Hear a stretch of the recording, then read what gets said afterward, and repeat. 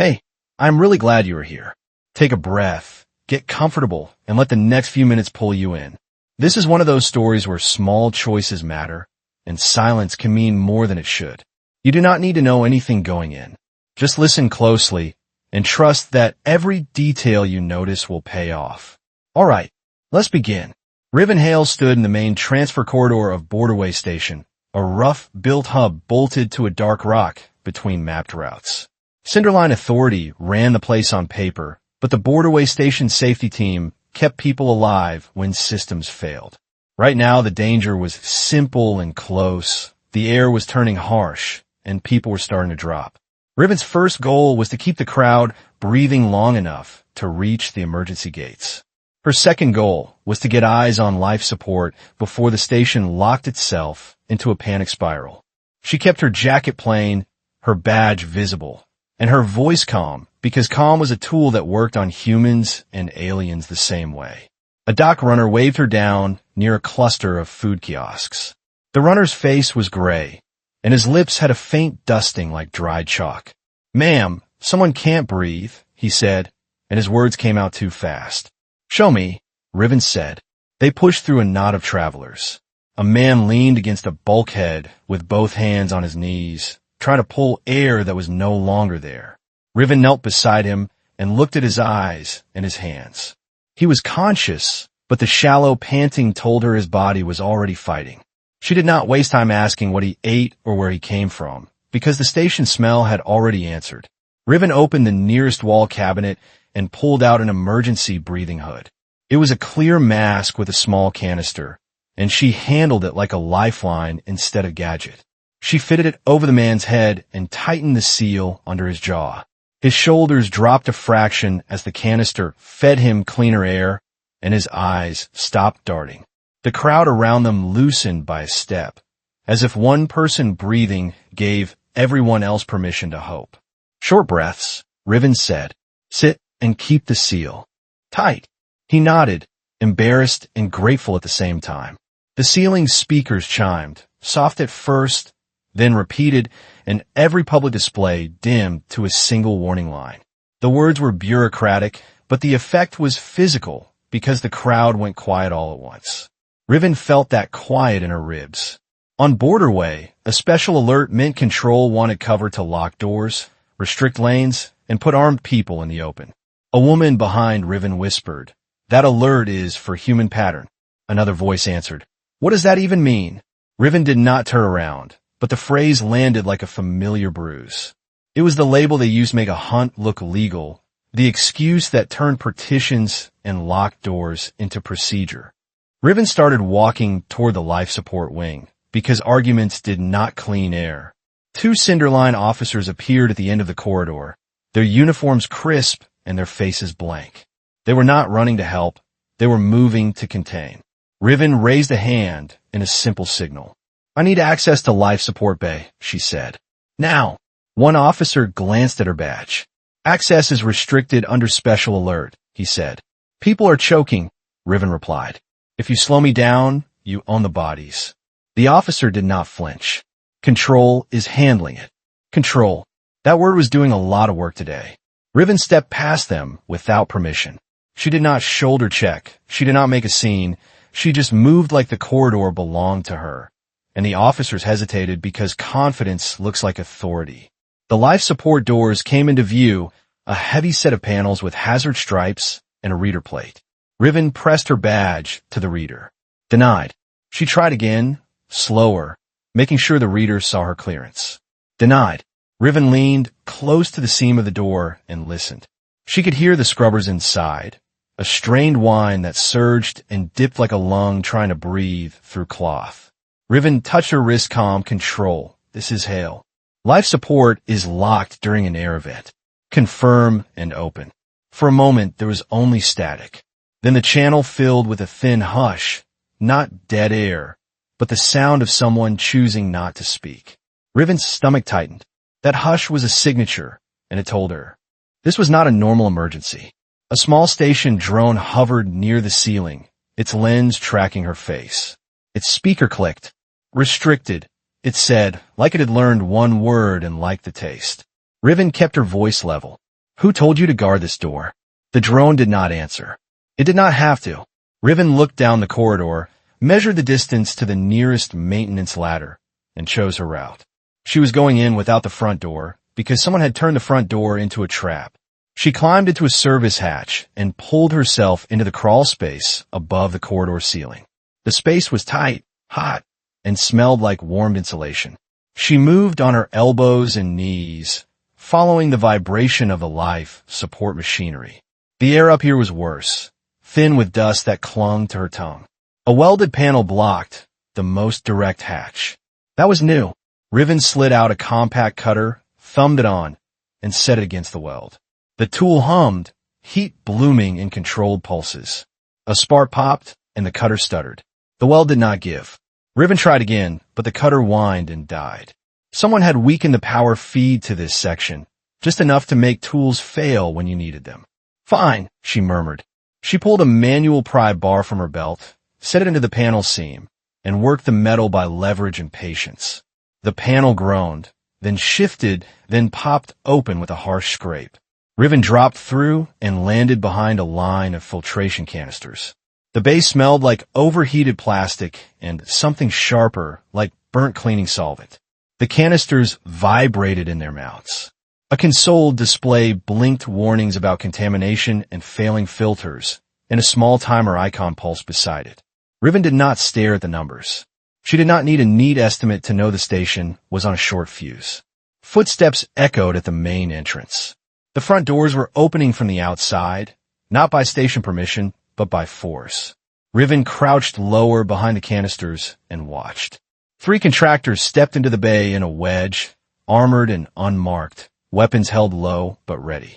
They moved like people hired for a job, not staff responding to a crisis. The lead contractor spoke into his throat mic, just loud.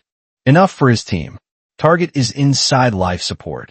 Control confirmed. Take her alive. Riven's face stayed blank. She had her answer to who and why. They were not here to fix air. They were here to catch her, and the failing filters were part of the net. Riven's goal in this room was simple. Keep the scrubbers running long enough to keep the station alive. Her second goal was to survive the trap long enough to learn who set it. She moved left, using the canisters as cover, and closed the distance to the nearest contractor before his weapon came up.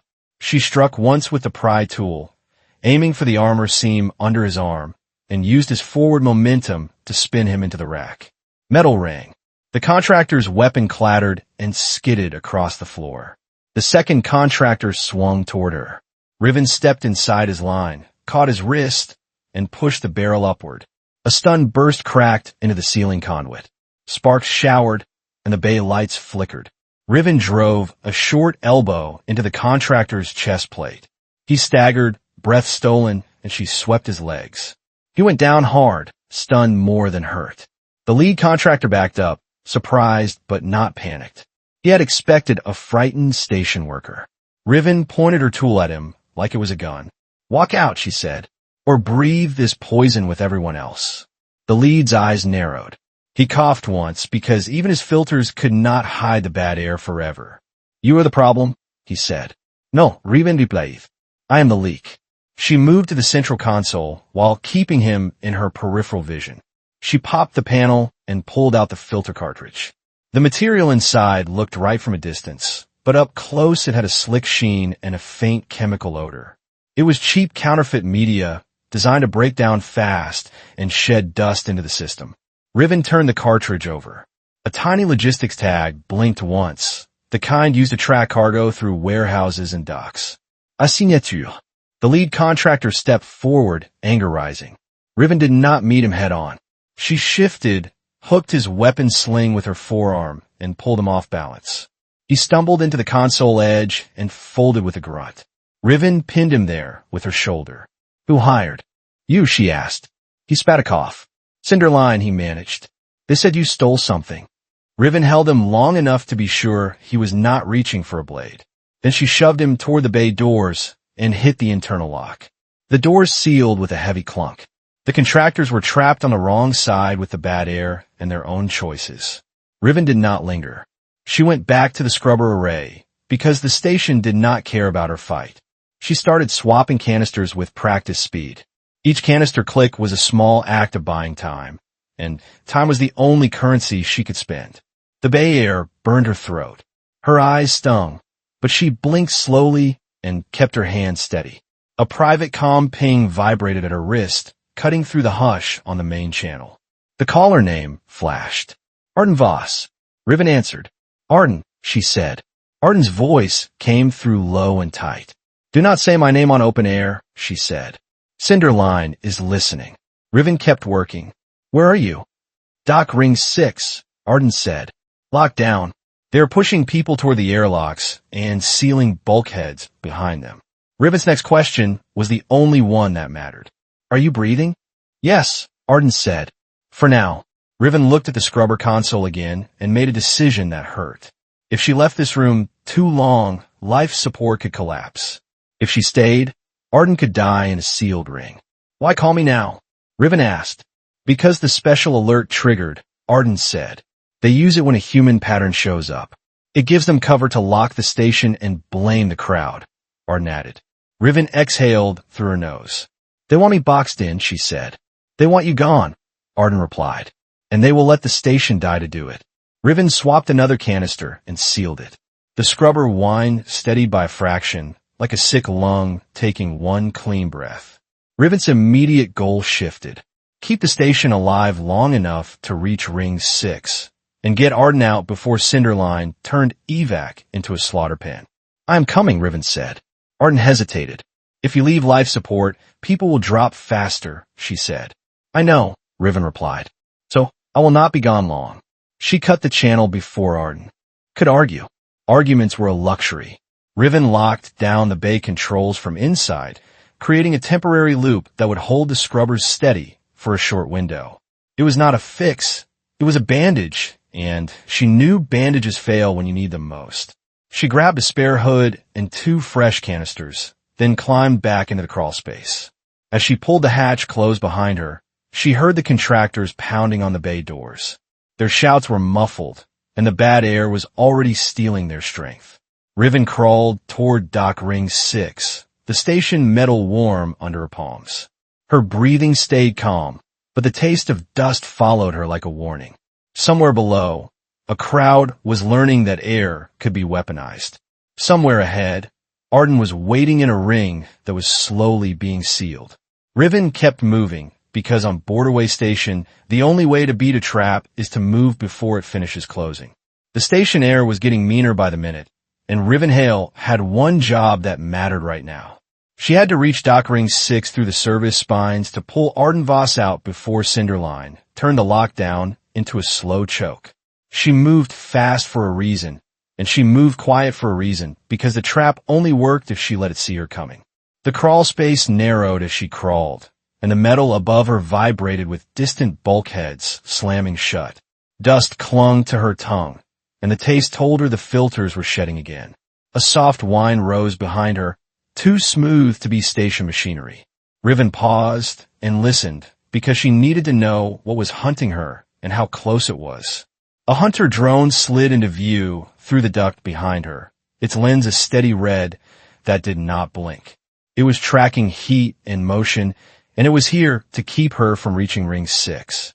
Riven's goal was simple: put the drone down without damaging the station spine and without getting boxed in. She did not have her cutter anymore, so she needed the station itself to do the work. She crawled to the next junction box, popped the cover, and pulled 2 insulated leads free. The drone closed the gap, magnetic grips clicking on the duct walls like an insect. It fired a stun burst. The bolt cracked against the metal near her shoulder and sent a sharp bite of heat through her jacket. It was not a deep injury, but it was enough to remind her that even a clean hit could ruin her grip when she needed it most. Riven kept her breathing steady. She waited until the drone crossed the junction line, then slapped the exposed leads onto its casing. The current jumped. The drone jerked, grips stuttering, and its lens flickered. Riven lunged, grabbed the chassis, and slammed it into the duct wall with controlled force. Once, twice, until the lens went dark. The drone went limp and drifted. Riven shoved it aside and crawled past, but she did not relax, because silence was never a guarantee on Borderway. Her wrist comm buzzed. It was Arden again, voice low and fast. "They're moving people toward the airlocks," Arden said. "They're calling it an evacuation lane." "Where are you in the ring?" Riven asked. "Near the cargo gates," Arden replied. "They tied my hands and put me in the open." Riven's jaw tightened. They were using Arden as bait. "Stay upright," Riven said. "Do not give them the satisfaction of dragging you." Arden gave a short laugh that had no humor. "You always pick the comforting words," she said. Riven did not answer. She dropped through a hatch and landed in a maintenance gallery above Ring 6, and the sound hit her like a wave. Ring 6 looked like an airport gate during a storm delay, except the storm was inside people's lungs. Cinderline contractors stood in neat lines, guiding the crowd into a single marked path that led to the airlocks, and they did it with smiles that never reached their eyes. That lane was the only obvious route, and that was why it was dangerous. When bulkheads start closing, a line like that can turn into a dead end while people are still being pushed forward. Riven's goal was to cut through that lane, reach Arden, and get her into a maintenance route before Cinderline tightened the net. She did not push into the crowd head-on, because fear makes bodies heavy and loud. She tracked Arden by the way Arden stood. Even bound, Arden kept her shoulders square, chin level, eyes scanning like she was measuring exits. 2 contractors flanked her, and a contractor captain stood nearby with a handheld console, talking like he was running a customer line. His voice carried over the crowd noise. "Contracted cargo holders first," the captain said. "Everyone else wait for your turn." People shouted back, angry and scared. A couple of non-human travelers raised their voices in sharp bursts that made nearby humans flinch. Riven stayed above them on the gallery rail and spotted a cargo sled parked under a clamp arm. The sled was empty, its brake light blinking, forgotten in the rush. Her goal shifted to one thing: make every contractor look the wrong way for 2 seconds. She needed a distraction that did not hurt anyone and did not break life support lines. Riven dropped to the lower deck behind a stack of crates and reached the clam control panel. It was locked, but it was a cheap lock meant to discourage workers, not stop someone who knew the station's habits. She popped the panel with a flat tool, found a manual override, and flicked it. The clamp arm released with a loud thud. The cargo sled rolled forward on a slight incline, picked up speed, and slammed into a pallet stack. Crates tumbled, and foam packing burst into the air like snow. The crowd gasped and surged back. Contractors snapped their heads toward the noise. The captain cursed and started barking orders. Riven used a moment.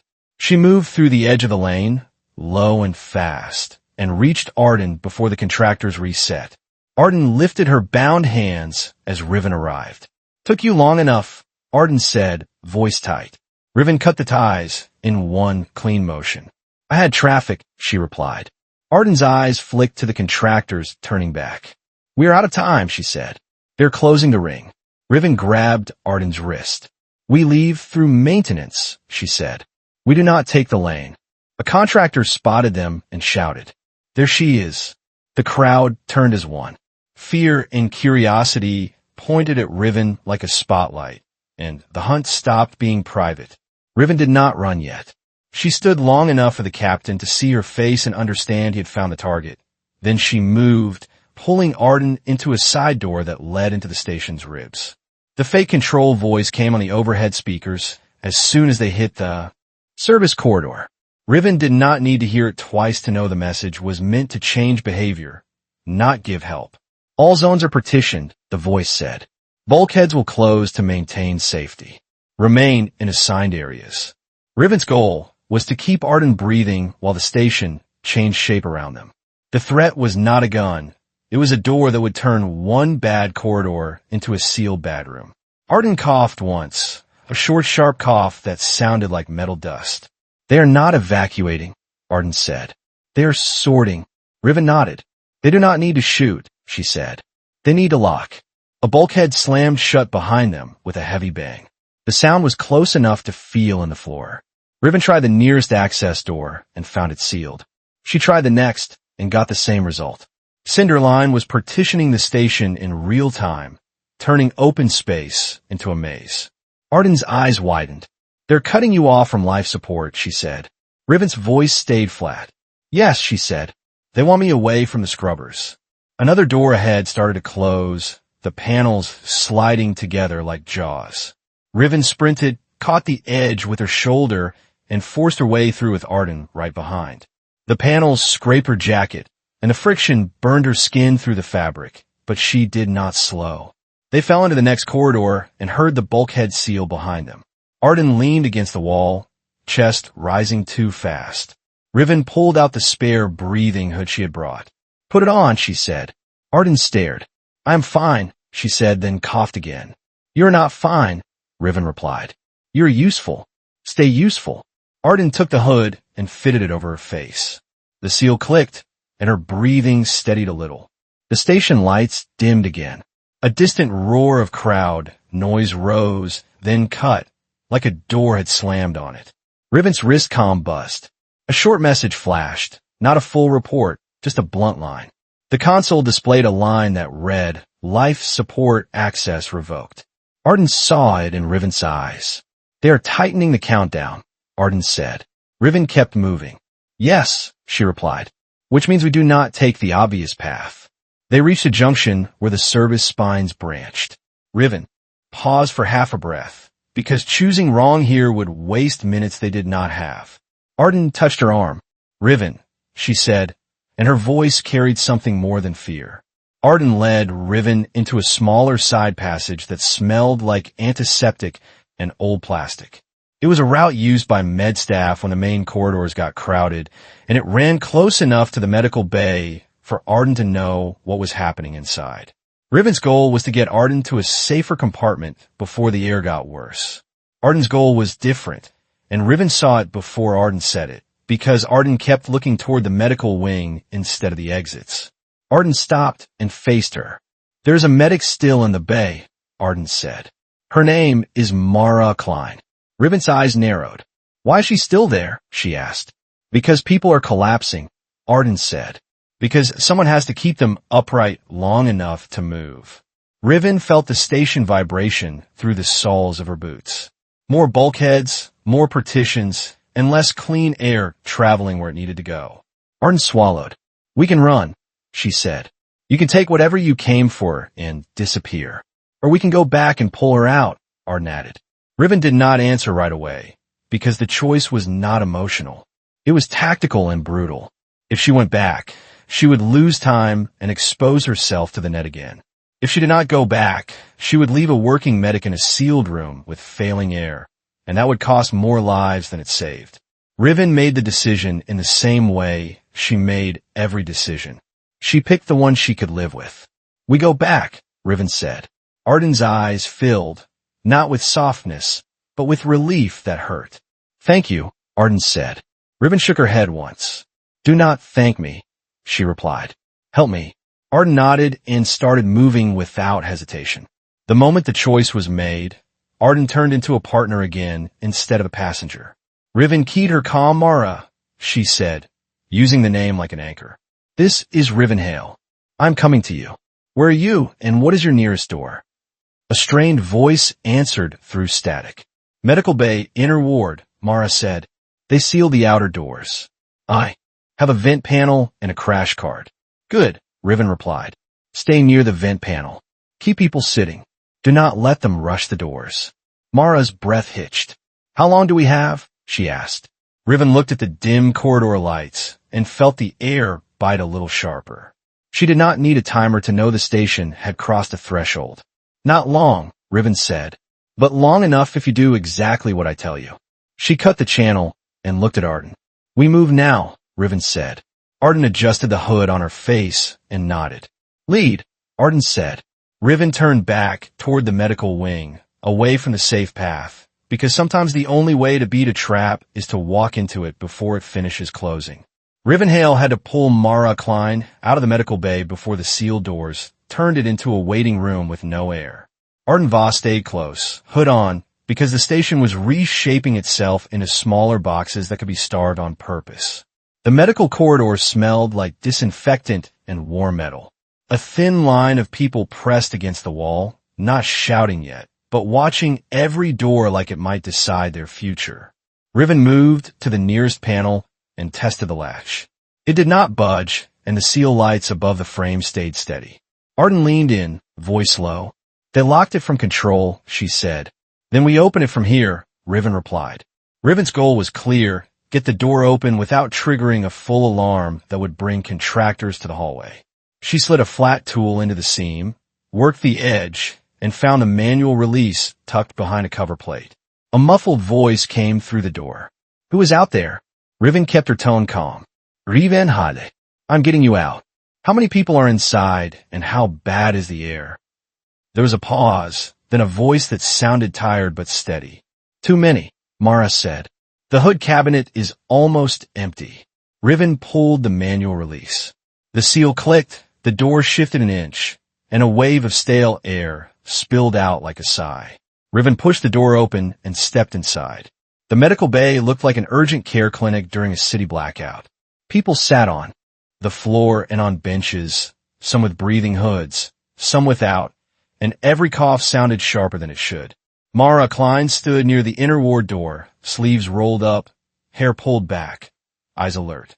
She saw Riven and Arden and nodded once like she had already decided to trust them. Riven did not waste time on introductions. Her first goal was to stop the room from turning into a stampede, because panic would burn the remaining air faster than any machine. Everyone listen, Riven said, loud enough to carry but not loud enough to sound like a threat. We are moving people out in small groups. If you rush the doors, you will block them, and you'll trap your own neighbors. A man near the bench stood up, face flushed. They said evacuation lane, he said. They said airlocks. They are lying, Arden said before she could stop herself. Riven lifted a hand toward Arden, a quiet signal to hold. She turned back to the crowd. We are not taking the public lane, Riven said. We are taking a utility craft. It is smaller, but it is ours. Mara stepped closer. I can help you sort, she said. Riven nodded. Do it with me, she replied. They did not call it anything fancy because this was not a lesson, it was survival. They moved the people who would crash first, and they kept the door clear so the hallway did not become another sealed room. Riven pointed to Mara. You and I do the quick sort, she said. Arden keeps the door clear and watches the corridor. Arden hesitated. I'm not security, she said. You are breathing, Riven replied. That makes you useful. Watch for contractors and keep people calm. Arden swallowed and nodded. Riven moved through the bay with Mara, and they did not debate and they did not comfort too long. They made fast choices with gentle hands. Can you stand and walk? Riven asked a woman with a hood. The woman nodded. Stay by the door, Riven said. You go first. Riven crouched beside an older man who was wheezing. No hood, eyes glassy. Mara checked his pulse at the wrist and looked at Riven. Now, Mara said. Riven pulled a spare hood from her bag and fitted it over his face. The canister hissed, and the man clutched the hood like it was a life preserver. A teenager tried to push forward, eyes wide. Mara raised a palm.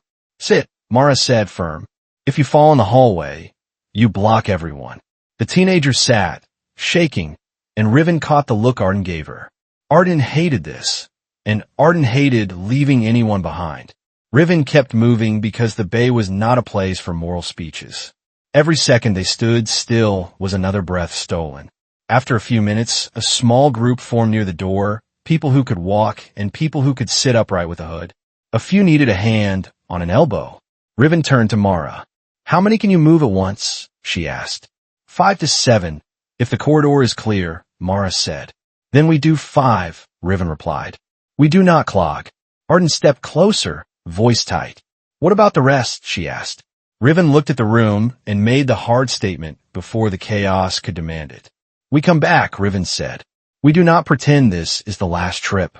Arden's eyes flashed. And if the door's close behind us? She asked.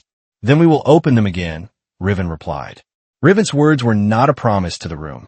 They were a promise to Arden, because Arden needed a reason to move. Riven's next goal was to move the first group to the utility craft bay before Cinderline changed the corridor rules again. She led with her shoulder angled forward, Mara in the middle guiding the weak, Arden behind watching the rear. The utility craft was the station's work truck, ugly and reliable, built to haul parts through service routes. Today, it was the only vehicle they could control without asking permission. They reached the service junction outside the craft bay, and Riven tested the access panel. The bay door was still open, a narrow blessing in a station full of slammed steel. Then the overhead speakers clicked, and the voice came again, smooth and fake. Local venting will begin to preserve core systems. Follow instructions. Mara's face tightened.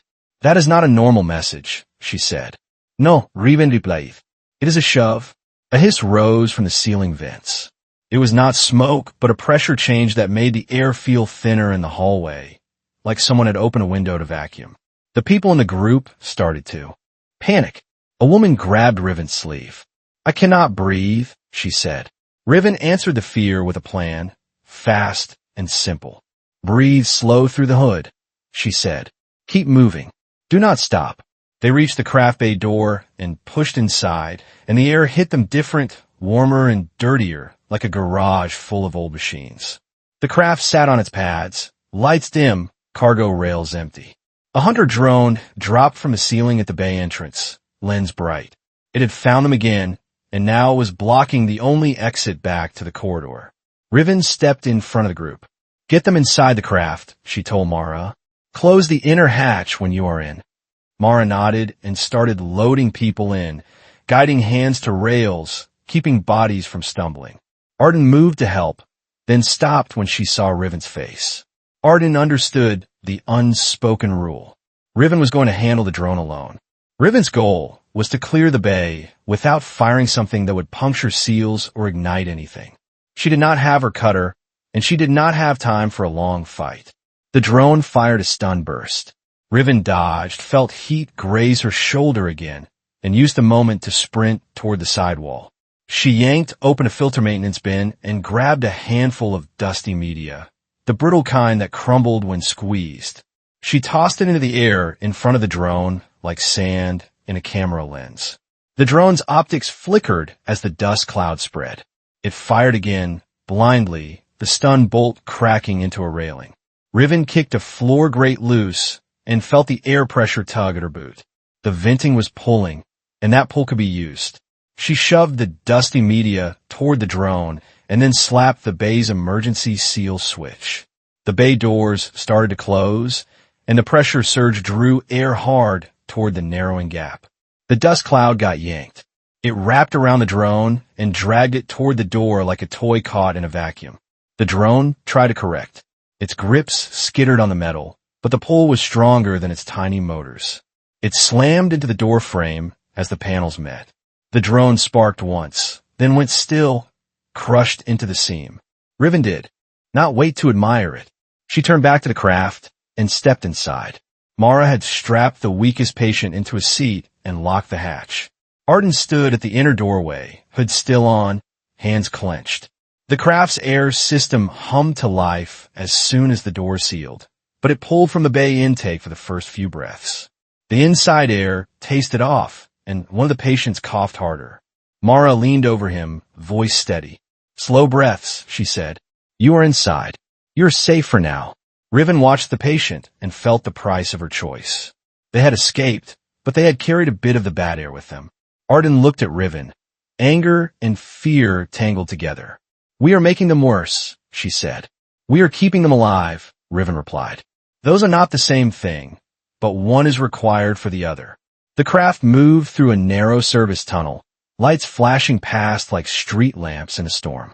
Riven drove with one hand, steady, while Mara monitored the patients behind her. Arden stepped up beside the pilot's seat. She lowered her voice. Why did the alert call you out? And why are contractors saying you stole something? Arden asked. Riven kept her eyes on the tunnel. Because someone wants me erased, she said. Arden did not accept that. You were safety coordinator 2 days ago, she said. Now you are fighting hunters and vents. What are you? Mara listened from behind, not interrupting, but not missing a word. Riven gave Arden the smallest slice that would keep them moving. I am a fixer, Riven said. When stations get erased, I get sent to keep the mess from spreading. Arden stared. Sent by who? She asked. Not Cinderline, Riven replied. Mara exhaled a tight sound. So this alert is cover, she said. They label you hostile and then claim any lockdown was for public safety. Riven nodded once. Yes, she said. They turn a hunt into policy. Arden's voice shook. Then why are they so desperate, she asked. Why risk killing people to get you? Riven reached into her jacket and pulled out a small data module, no bigger than a pocket lighter. She held it up for Arden to see, then put it away before anyone could grab it. This module is proof, Riven said. Proof that Cinderline swapped parts and used this station as a trap. Arden's eyes widened. You have that and you did not broadcast it, she asked. Not yet, Riven replied. Because if I push it through the wrong channel, they bury it and bury me. Mara leaned forward. Then we need a clean relay, she said. A mast that can shoot it out to independent traffic. Riven nodded. We do, she said. Arden's anger did not fade. You should have told me sooner, she said. I told you what you needed to move, Riven replied. If I told you more, they would use you as leverage. Arden looked away, hurt because the truth landed like a slap. Riven did not soften it, because soft talk would waste time and Arden needed to keep moving. Mara touched Arden's arm. She is not wrong, Mara said. They already used you once. Arden did not reply, but her breathing slowed. The hood hit her mouth, but it did not hide the shift in her eyes. Then Riven's comm buzzed again, and this time the message was not a line. It was a tone, a priority signal, sharp enough to cut through the craft hum. Riven's hands tightened on the controls. They know, she said. Arden leaned in. They know what? She asked. They know they are losing control of the story, Riven replied. The tunnel opened into a larger service chamber, and the lights there were dimmer, like the station was already conserving power. The overhead speakers clicked again, and the fake control voice sounded calmer than it should, like a person smiling while locking a door. Station clamp will engage, the voice said. All movement is prohibited. Remain where you are. Mara looked up from the patient. Clamp, she asked. Riven answered with the shortest frame possible. It is the station clamp, she said. It locks the rings and freezes the docks in place. Arden's voice went cold. They're going to freeze the whole place, she said. Yes, Riven replied. And then they will call the deaths an unfortunate system event. The craft rolled toward a heavy gate that led to an external service airlock. Riven saw the gate lights turn from green to amber. She did not wait for red. She drove faster. Her goal was to beat the closing cycle without smashing the craft into a seal.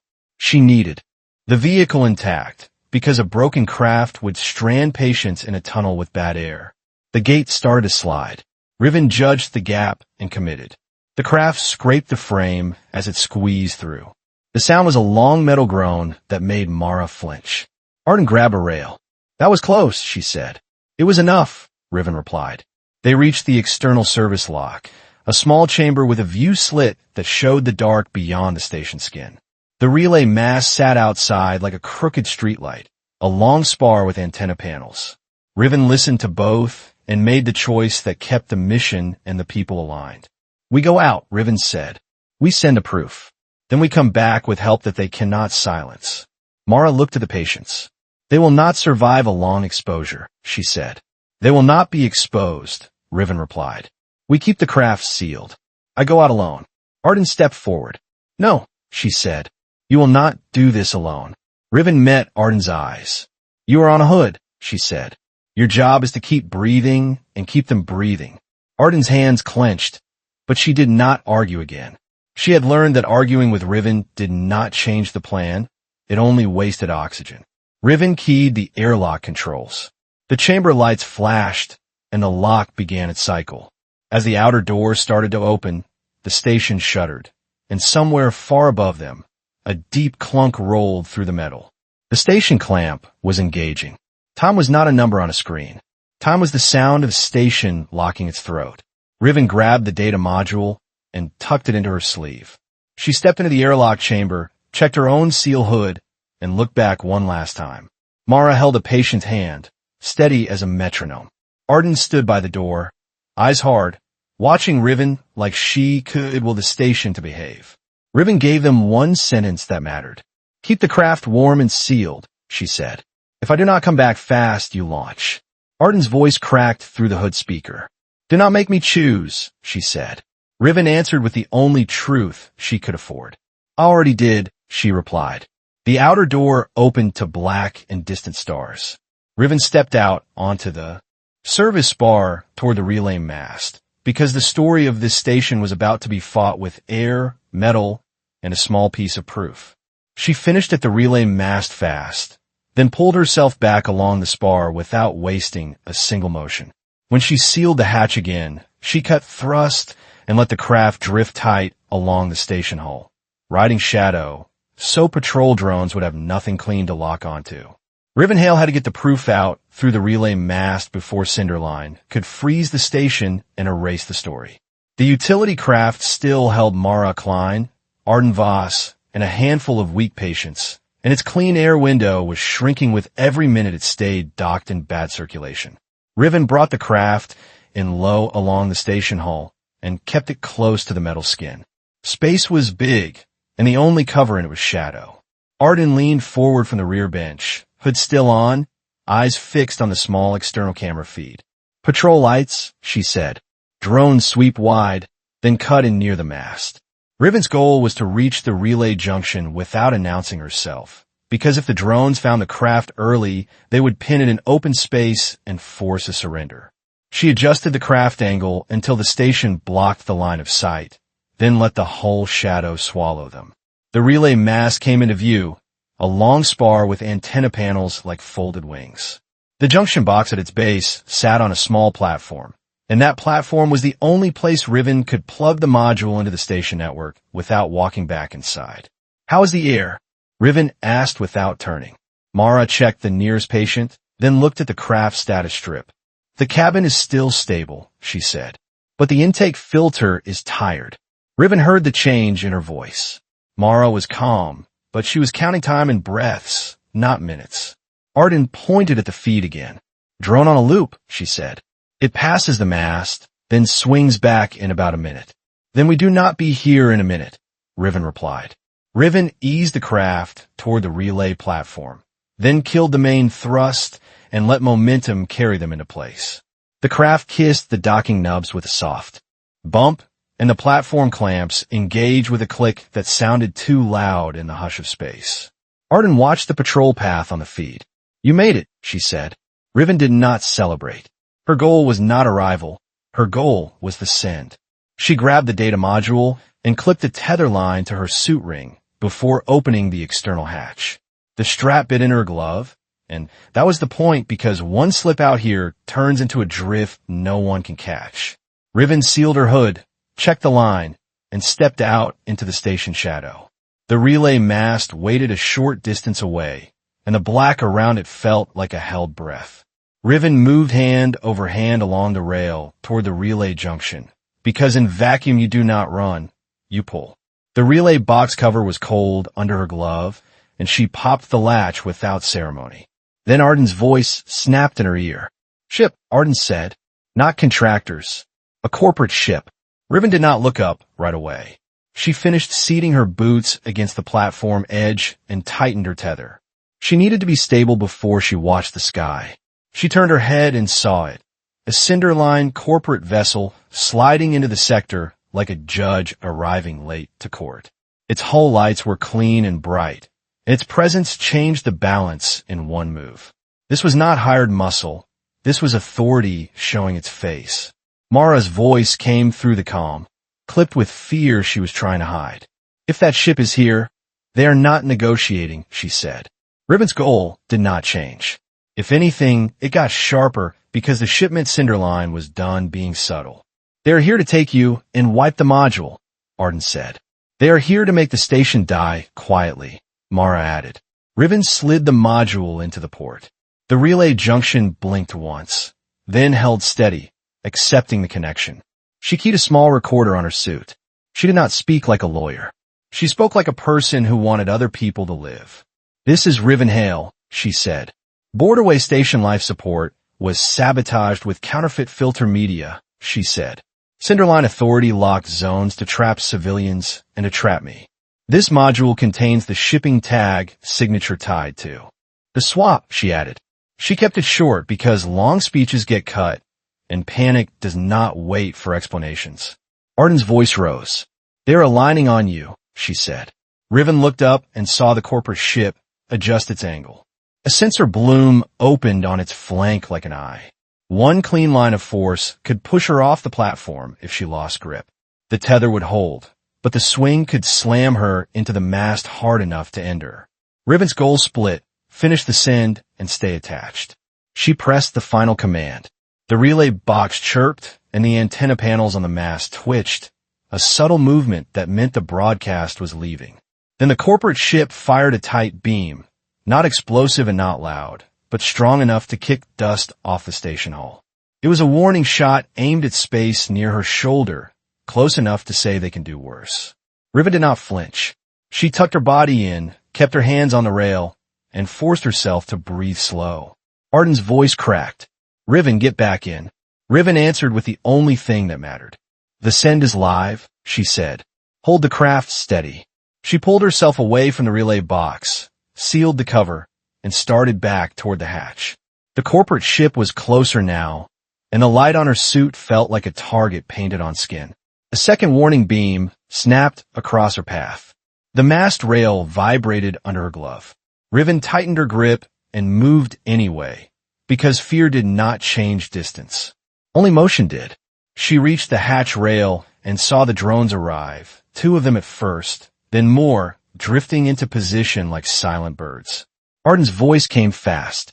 They're trying to fence you in, she said. Riven looked at their spacing and understood the plan. They were not rushing, they were closing angles, forcing her into a line where the corporate ship could take a clean shot. Mara's voice came through tight. If they hit the craft, the patients will lose pressure, she said. Riven made a choice between 2 risks, take the craft and run, or take the fight in a way that kept the craft sealed. Arden, Riven said, open the cargo bin and toss the reflective packing. What? Arden asked. The silver film. Riven replied. The kind that sticks to everything. Now. Arden scrambled, and Riven saw the craft hatch window flash as Arden pulled a bundle free. A moment later, a cloud of thin, shiny flakes spilled into space, catching station light like a glittering fog. The drones hesitated, optics adjusting, because their lenses were built to track clean shapes and heat, not a swarm of bright, floating noise. The corporate ship shifted its aim, but the flakes scattered the beam, turning a sharp line into a smeared glare. Riven used the mast itself as cover. She moved around the spar, keeping its thick spine between her and the ship, and watched the nearest drone drift in too close. She grabbed a small canister from her belt and cracked it open. It released a puff of fine particles, powder meant for emergency leak marking, the kind that sticks to a surface and shows airflow. She slapped the open canister against the drone chassis as it passed. Powder coated the lens housing and clung to its seams.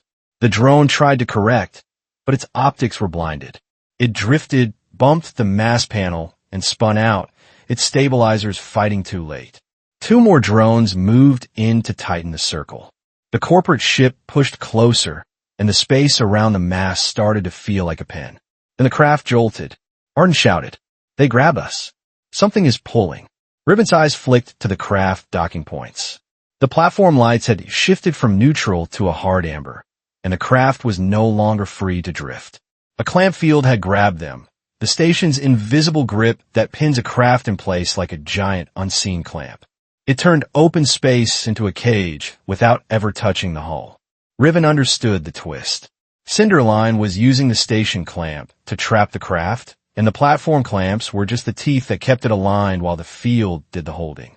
But the corporate ship was close enough that the clamp field could catch it too if it crossed the wrong line. Riven made a decision that turned their trap into a wedge. She kicked off the mast rail and shoved herself toward the platform control node, tether line snapping tight behind her.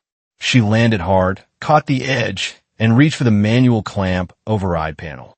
The corporate ship edged in, trying to keep its beam on her. The reflective flakes still drifted, but the gap was closing. Riven tore open the panel and found the physical switch bank. She flipped the auto clamp assist on, then forced the clamp field to widen by a small margin. The field pulsed. The craft groaned in its mounts. The corporate ship, now too close, drifted a fraction into the expanded field. For half a second, nothing happened. Then the corporate ship lurched as if it had hit invisible mud. Its motion stalled, its lights brightened, and its thrusters flared and failed to gain ground. Arden's voice went sharp with disbelief.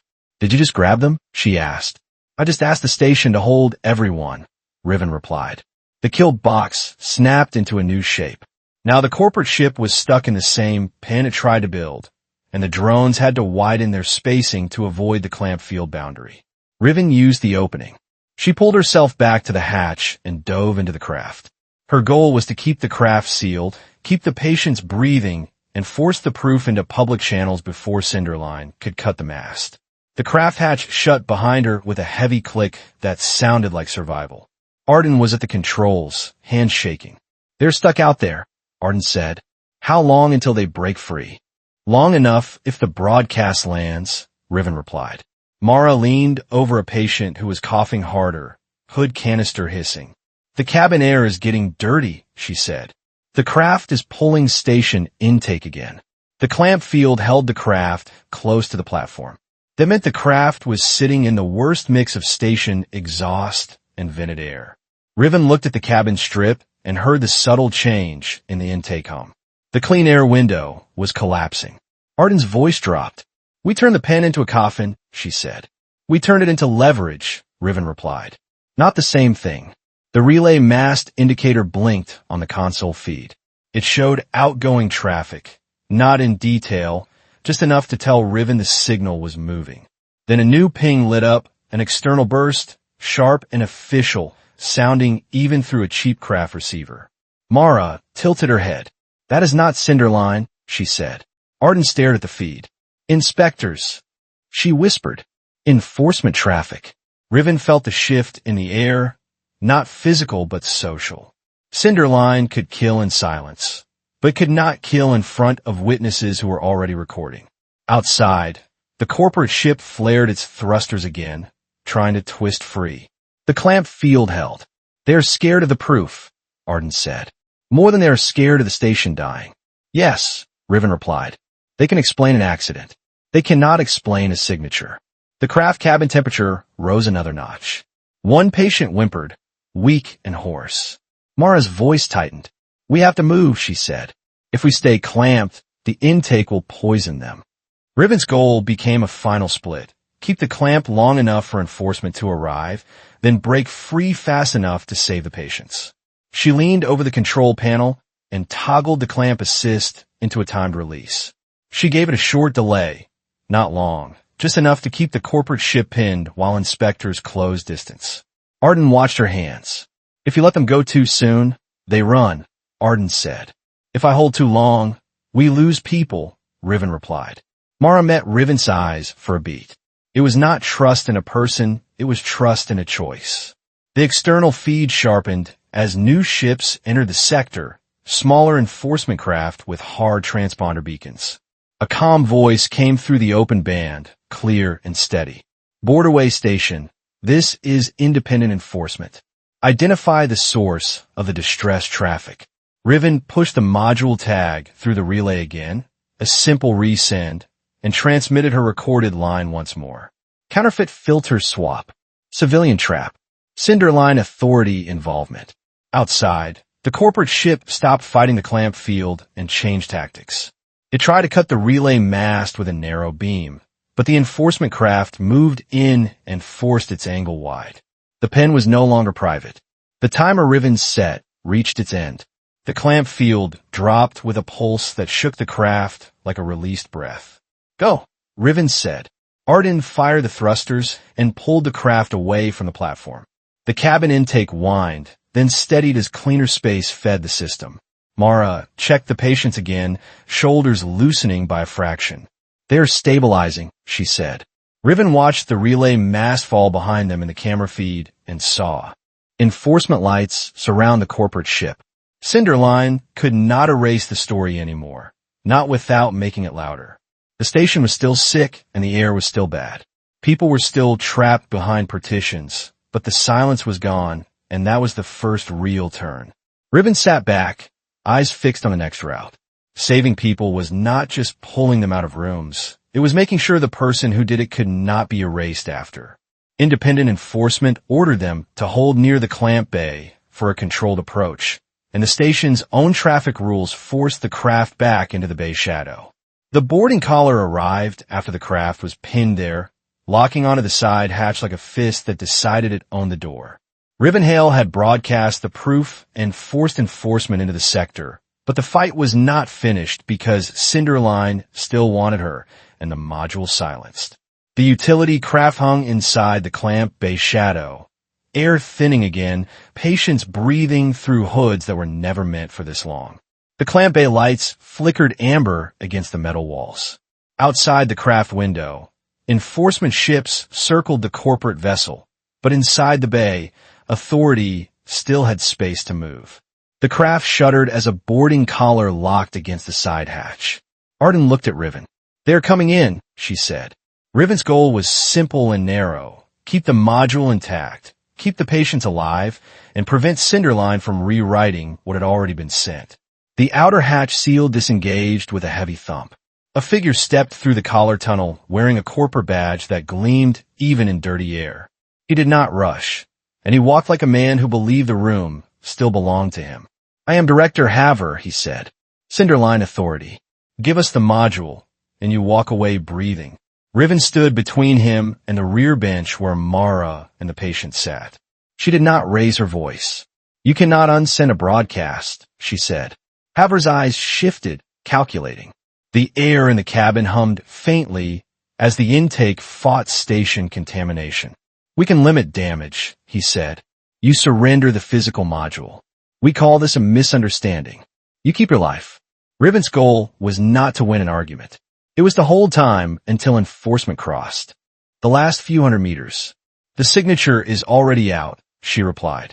"Inspectors have it. You cannot pull that thread back." Haver glanced at the coughing patient nearest the hatch. "Your people are failing," he said. "The clamp bay is compromised. If we fight, they lose first." Behind Riven, Mara adjusted a hood seal with shaking hands. Arden's jaw was tight, eyes flicking between Haver and the craft panel. Riven knew the price was rising.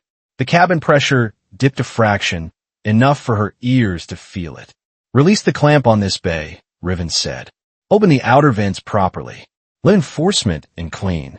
Haver smiled without warmth. "You do not dictate procedure," he said. Riven shifted her weight, careful and grounded. Her tone stayed flat. "You are not here for procedure," she said. "You're here to see if I flinch." Haver's gaze sharpened. The air monitor pinged again, warning soft but steady. He stepped closer. "Last offer," he said. "Module. Walk away. You disappear into paperwork instead of vacuum." Riven's hand rested near the small tool clipped to her belt. Not a weapon, just a grip bar with a shock charge used for maintenance locks. "I do not disappear," she said. "And neither does this." Haver's patience thinned. His gloved hand drifted toward the compact sidearm at his hip. Arden's voice cut in from behind. "Inspectors are docking," she said. "You do this now, you do it on camera." Haver did not turn. "They will see you as a hostile," he said quietly. Riven answered the only way she could. "Then make sure they see clearly." The air alarm shifted from soft ping to sharper tone. One patient coughed hard, shoulders shaking. Mara whispered, almost to herself, "We are losing them." Riven's goal sharpened into one line. "End this fast." Haver decided to use force because he believed control was slipping and fear would push Riven into surrender. He drew the sidearm in one smooth motion, not pointing at her head, but at the cabin wall near the patients. He was not trying to kill. He was trying to show he could. Riven moved before the muzzle steadied. She stepped inside his reach, one hand striking his wrist, the other jamming the grip bar against the sidearm frame. The shock charge fired with a crack that echoed in the tight cabin. Haver's hand spasmed. The weapon dropped and skidded across the floor. Riven did not punch. She pivoted, hooked his arm, and drove him face first into the bulkhead. The impact rang through the cabin like a dropped wrench. Arden lunged forward and kicked the fallen sidearm out of reach, sending it under the forward console. Haver tried to twist free. Riven locked his elbow high and forced him down to his knees. "I'm not your scapegoat," she said quietly into his ear. The air alarm wailed louder. Mara's voice cracked. "They're dropping. We cannot keep this up." Haver struggled once more, then froze as the boarding collar behind him hissed open again. Two enforcement officers stepped into the tunnel, helmets sealed, camera lights blinking bright red. "What is the status here?" one of them called. Riven did not let go until she saw the officer's body camera squarely aimed at Haver. "He drew first," Riven said. "We have injured civilians. The clamp bay is contaminated." Haver tried to speak, but the officer closest to him pulled his hands behind his back and secured restraints in one quick motion. The second officer scanned the cabin. "We have active air quality alerts," she said. "Medical support inbound." Riven released her hold and stepped back. Her breathing was controlled, but her arms trembled with the aftermath. The officer turned to her. "You are Riven Hale?" she asked. "Yes," Riven replied. "You will be detained as a material witness," the officer said. "Do you understand?" Riven nodded once. She did not argue.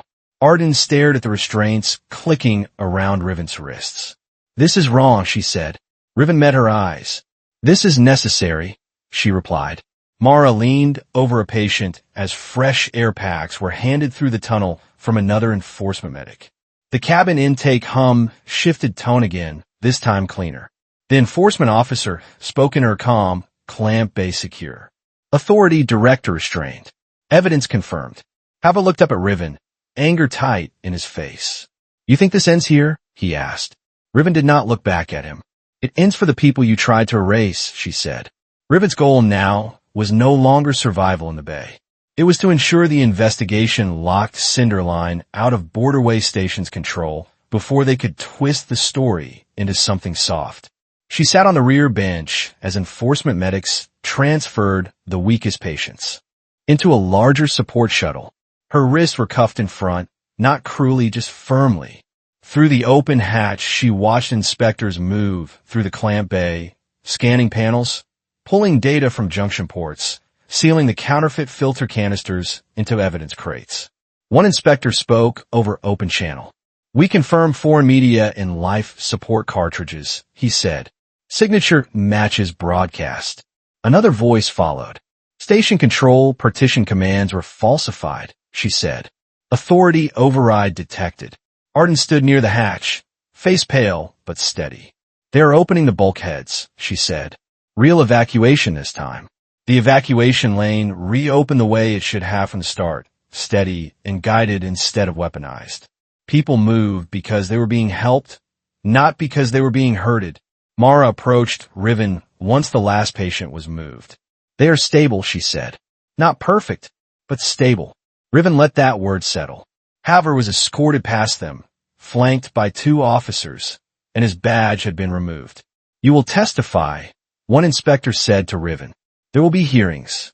Cinderline will not like that." "I do not need them to like it," Riven replied. Under enforcement order, the clamp field around the corporate ship disengaged.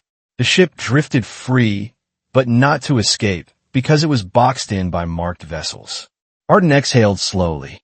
"Borderway is not dying in this cycle," she said. Riven corrected her gently. "Borderway was never the target," she said. "I was. The station was the cover." Arden studied her. "And now?" "Now they cannot pretend this was a glitch," Riven said.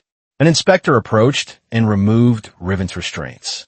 "You will still come with us," he said. "But not like that." Riven flexed her wrists once. The skin was marked, but not broken.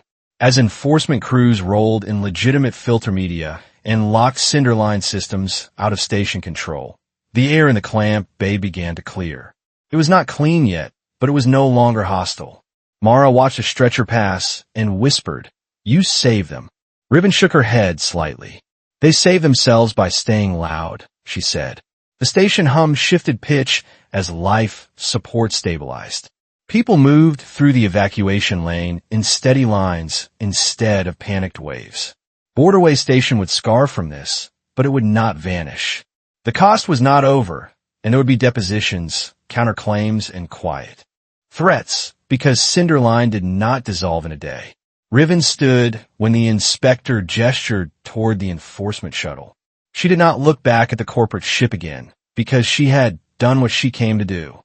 She sat inside the enforcement shuttle as it undocked from Borderway Station, watching the scarred hull drift past the viewport. Arden and Mara remained behind for medical follow-up, and the patient were transferred to secure care. An enforcement officer across from her checked a tablet. Cinderline accounts are frozen pending review, he said. Borderway governance transferred temporarily. Riven nodded. This was the part that happened in rooms instead of corridors. Her wristcom buzzed softly. It was not an official channel and not enforcement, and the tone felt like a hand tapping glass from the outside. She frowned and glanced at the officer. "Do you mind?" she asked. He hesitated, then gave a short nod. Riven accepted the ping. The message was stripped of metadata, bare text only, and it read, "Next time, we will not warn you with silence." She stared at the line and felt her jaw tighten because there was no signature and no trace. Arden's question echoed in her memory, asking who else might run an erasure network like Cinderline's. This was not Cinderline, and the tone was different, less corporate and more personal. Riven closed the message without replying.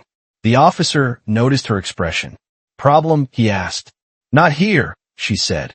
Outside the viewport, Borderway Station receded, its lights steady again.